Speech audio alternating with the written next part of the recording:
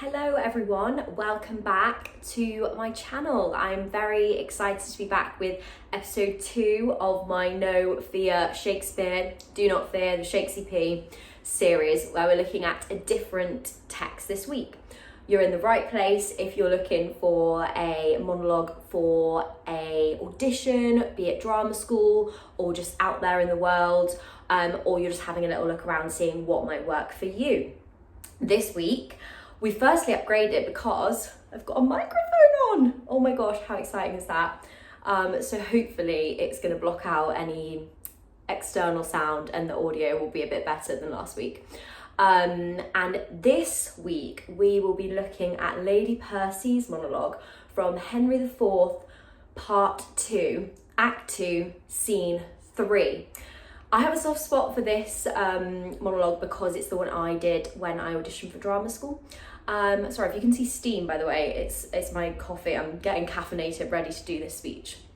I think it's necessary. Anyway, I've got a soft spot for it because I did it when I auditioned for drama school. I think it's a great speech if you typically get cast as a character that's quite gritty, quite ballsy, quite sure of themselves, the wrong word, but willing to stand up for what they believe in and kind of doesn't take no shit. And for that reason, I think it's a great one for drama school. It's also one of what I found to be one of the lesser done ones. Don't get me wrong, they're all overdone. There's only so many monologues the guy wrote. But from my experience, it's definitely lesser done than, for example, some of the Lady Macbeth ones.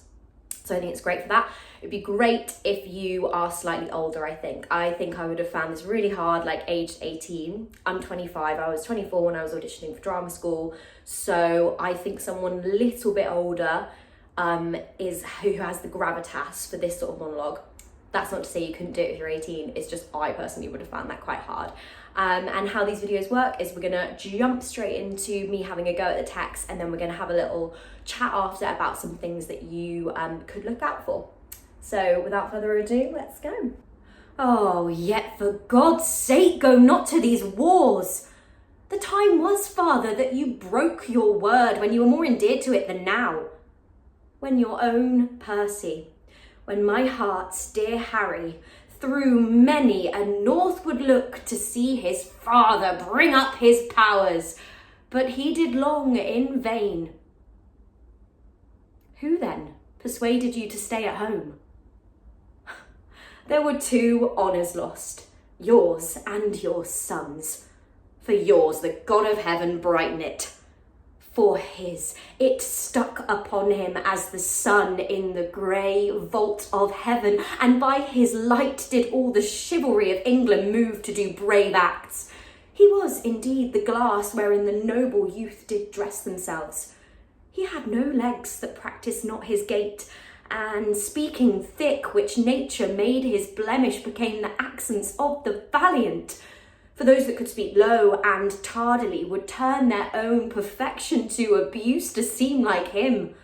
So that in speech, in gait, in diet, in affections of delight, in military rules, humours of blood, he was the mark and glass, copy and book that fashioned others, and him, oh, wondrous him, oh, miracle of men, him did you leave, second to none, unseconded by you, to look upon the hideous god of war in disadvantage, to abide a field where nothing but the sound of Hotspur's name did seem defensible, so you left him. Never, oh, never do his ghost the wrong to hold your honour more precise and nice with others than with him. Let them alone. The marshal and the archbishop are strong. Had my sweet Harry had but half their numbers, today might I, hanging on Hotspur's neck, have talked of Monmouth's grave. Right, I hope you enjoyed that. So now we're gonna have a little chat about some of the things you might want to think about whilst doing this monologue. So first things first, I think very important is what her father-in-law has just said to her before she starts this speech.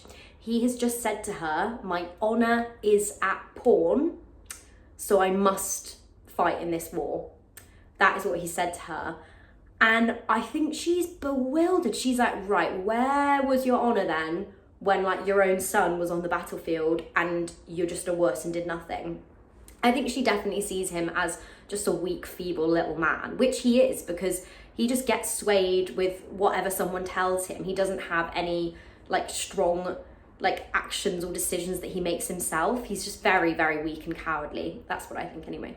And I think that's what she thinks. So she is like, how dare you even say that? So this monologue, the first line has an exclamation mark at the end. It is an exclamation. It's like an outpour of things that have been bubbling up as she just resents him so much. So I think it's really hard, I think, to start this monologue. But the way I usually do it is I picture him saying that line, and then that's what drives the first line for me. Because I think sometimes people will say, oh, you can't start a speech with like all the emotion, but I kind of disagree with that in some ways for this, because I think it is an exclamation, and I think this is kind of like an outpour of her. So you don't want to show it all at the beginning, but I think you can play around with that a little bit. So that's my first sort of thing to look at. Next, I think this monologue could really easily just turn into like a big fat rant, angry, shouty monologue. And I think the key to this, or at least what I found when I was trying it, was to pick out the different colours in the speech. So yes, she's fucking furious at him because, for obvious reasons, her husband would still be alive if he'd manned up and intervened. She's also grieving. She was so in love with Hotspur, and now he's gone, and she's widowed very young. So she's grieving intensely. She was so beyond in love with him. So there's also this like love that's still there for him that's pouring out. And I think there's also, I think the way I did it, I've done it before, is quite like sarcastic, like duh, like are you having a laugh? Like I think there is also an element that you can play where with that. So on twisting the knife into him, I think you can use a really interesting rhetorical, like literary device here, the Three Modes of Persuasion. I'll put a link in the description so you can like have more of an in-depth read if you've not heard of them before. It would be, this is what I did when I did it. I like went through the speech and marked out where Lady Percy was using each of the modes of persuasion, because I think if you do that, then it's much more likely that it doesn't just become like one big rant where she's just like shouting it, because it absolutely could be that. So the three modes of persuasion, firstly, logos, so appealing to the logic and the reason of the person that you're speaking to. So for example, you said that he had your word then when you were more bound to the cause, but you didn't go through with that. So why should I trust you now? The bit that she says right at the start. Ethos, which is the credibility and authority of the speaker, which you can communicate in many ways. And pathos, so appealing to the emotion of the person that you're talking to. So for example, like Hotspur was this shining light, this beacon, and you left him. He was this incredible man that everyone looked up to, and you ditched him on the battlefield. And I think if you go through and mark those, you will be able to like punctuate and really see which different tactics she's using, because in a speech it's all about what you're doing to the other person. That's very important to remember. So really go through what tactics is she using, where does she employ those modes of persuasion, and how can you use that to like pick out the different colours within the speech itself. Moving on, we also have a lot of O's in this monologue. I think there is 4 O's and 5 exclamation marks. Don't quote me on that, but I'm pretty sure that's right. Oh, miracle of men. Oh, for God's sake, go not to these wars.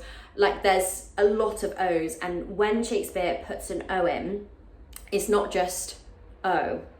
It's not never, oh never, never, oh never. Never. It's the character cannot express themselves in themselves in another way, it has to be a vowel. It has to be it's got to be guttural. It's got to be something more, if that makes sense. So you can have a massive play with that, but literally the first thing you will say in this monologue is oh. So have a think about what she might be trying to express with that oh, because it's not just oh, if you get me. Okay, next point I'd like to discuss a little bit. So we did talk about antithesis, so like big contrasts, for example, heaven and hell, in our first episode. So I think the massive antithesis here, the big contrast, and Lady Percy is very, very clever with this. She builds up Hotspur, oh wondrous hymn, oh miracle of men, him did you leave? And I think that for me was the big turning point of the monologue. Him did you leave? She spent all this time saying about how bloody incredible he was, and then she drops that bomb. And I think for me that was like the big pivot of the speech. And it is quite hard hitting. So I think about how you might want to build that up, build that energy up, and then think about how that might twist with him did you leave? I think that's, if you can play that off each other. I think the whole speech is him, you, him versus you. And I think that gives you a lot to play with there. Okay, next point is, she is a very grounded, gritty character with a lot of gravitas, I think. When I did it, I didn't really move that much, which you may want to play around with. I tried versions just like letting it all out, but I think there's something really strong and stoic with literally having your feet rooted on the floor and it all just coming from within. But obviously you can play it how you want. But on that, I think she definitely has a lower resonance. So there'll be loads of videos on YouTube if you want to have a look at exercises to tap into your lower resonance. But if you have a voice that sits naturally higher, you might want to think about bringing it down, especially for the end when she is essentially pleading with him, do not go to this war. They have enough men as they are. You don't need to put your 2 pence in. It sounds a lot more weighted and kind of hearty if you can really get into your lower resonance rather than it being high pitched. It kind of makes you take her more seriously, which I think is sort of what you want for this monologue. So I would definitely have a little think about tapping into that. And there'll be loads of stuff online if you do want to have a little go at that. And that kind of concludes everything I would like to discuss Lady Percy related. If you do it, best of luck. And we'll be back with another episode very soon where we'll be looking at a different text. I hope you enjoyed, and don't forget to give me a cheeky subscribe, comment down below if there's any other texts you'd like me to have a little look at, and give the video a like.